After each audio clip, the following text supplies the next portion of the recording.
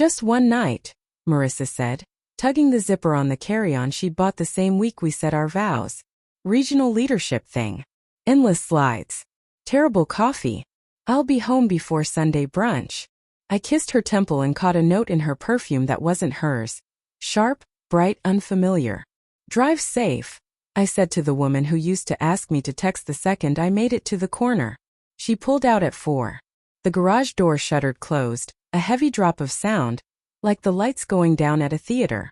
I spent the evening grading papers, phone silenced the way she preferred.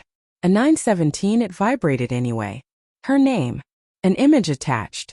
I opened it without pause, expecting a bland hotel lobby or a joke about tiny soaps. The photo resolved. A king bed, ice bucket sweating around a bottle, 2 champagne flutes. And a man's hand, wrong hand, resting casually on the sheet. No ring. Below it, a message she hadn't meant for me. Marissa, send this to him. He needs proof I'm really free tonight. My heart slammed hard enough to rattle my teeth. I read it again. Then again, as if repetition could soften it into something harmless. It didn't. I studied the hand. Tan skin, a thin white scar over the knuckles, a navy sweater sleeve pushed back to reveal a compass tattoo. I knew that tattoo. Knew that sweater. Knew the way hotel lamps throw shadows because I'd sat across from both of them at last year's holiday party. Leo. Her work husband.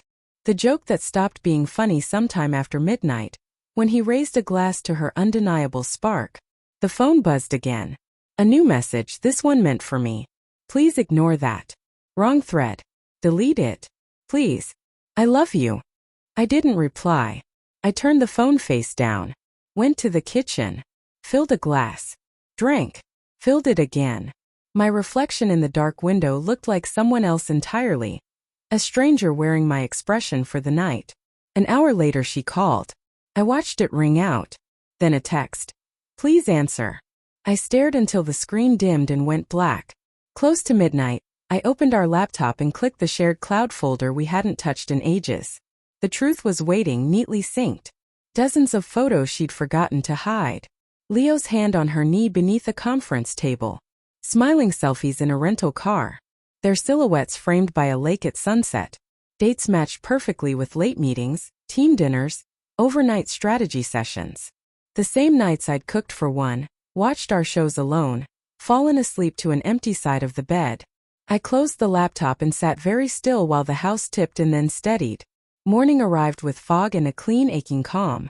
I packed a bag, clothes, toothbrush, the framed picture of us at Niagara Falls. I left my ring on the counter beside her spare key. She came home at noon just as promised, cheeks pink from the cold, a coffee cup shaking in her hand. She saw the ring, the bag, my face. I can explain, she said, voice barely there. You already did, I answered. You just sent it to the wrong person. She broke down, loud and unguarded, the same way she'd cried at her father's funeral. I waited until the sound blurred into static, then walked past her, past the garage still carrying that citrus scent, past the future we'd outlined in shared planners and scribbled notes now stacked like exhibits. I drove without a plan. Music off. Windows open. Somewhere along the highway I deleted the photo. Deleted the thread. Deleted 8 years of contact pictures. I knew erasing would be easier than forgetting. Some messages can't be unsent.